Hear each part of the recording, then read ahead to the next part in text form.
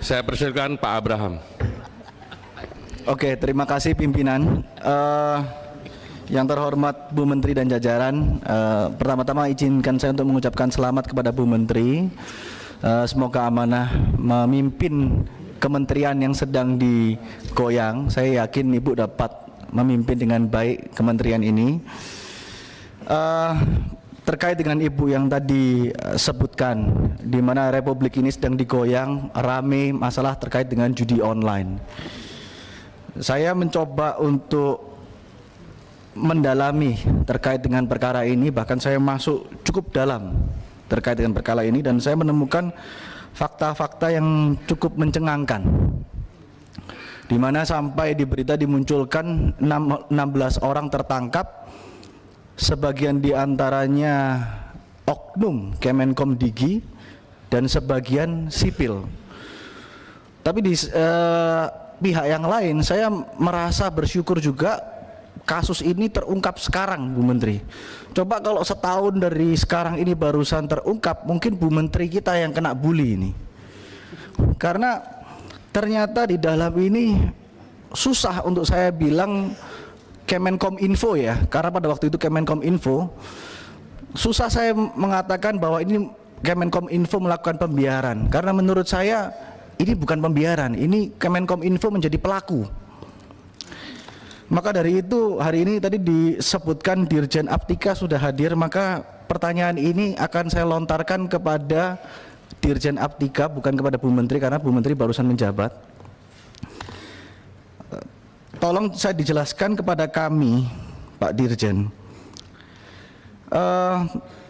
dijelaskan secara detail kepada kami proses pemblokiran yang ada di Kemenkominfo, mulai dari kriterianya sampai diblokirnya situs tersebut. Kenapa saya tanyakan seperti itu? Saya mendapatkan informasi dari zamannya Pak Menterinya Joni Plate dan Pak Menterinya Budi Ari, ini sistem pemblokirannya berbeda. Dan saya katakan hampir pasti ini berbeda karena ada orang sipil yang ditangkap. Jadi tolong dijelaskan mekanisme yang terjadi ya Pak, bukan normatifnya.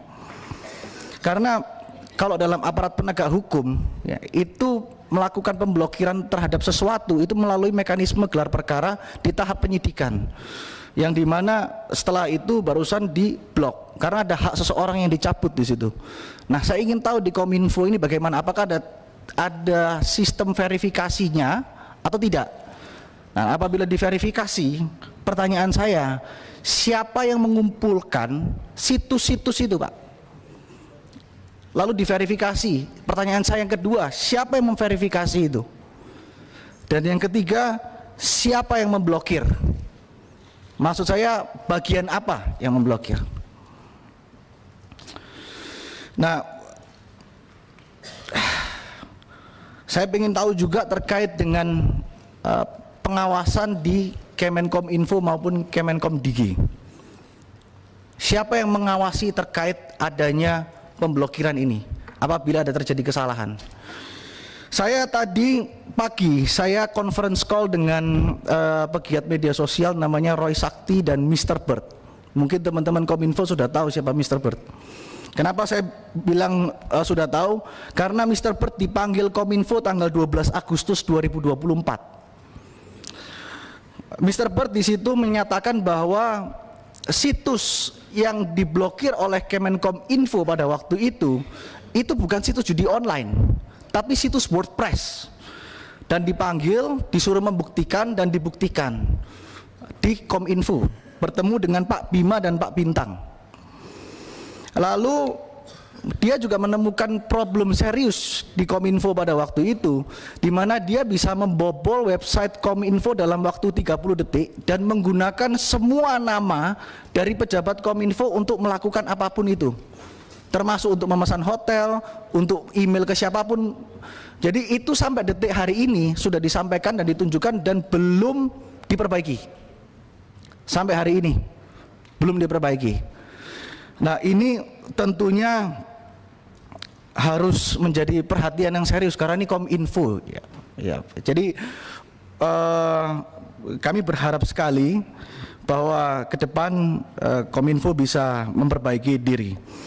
Nah, mungkin segitu dari saya ya Pak ya. Saya ingin tolong nanti Pak Dirjen Aptika jelaskan ke kami secara detail, karena ada perbedaan mekanisme ini, saya ingin tahu mekanismenya seperti apa. Terima kasih. Saat menangkap, mengumpulkan, dan mengolah peristiwa, secara paksa oleh penyidik, kami kerahkan upaya terbaik. Ketika menyampaikan berita serta informasi, kami tak sekadar menyapa.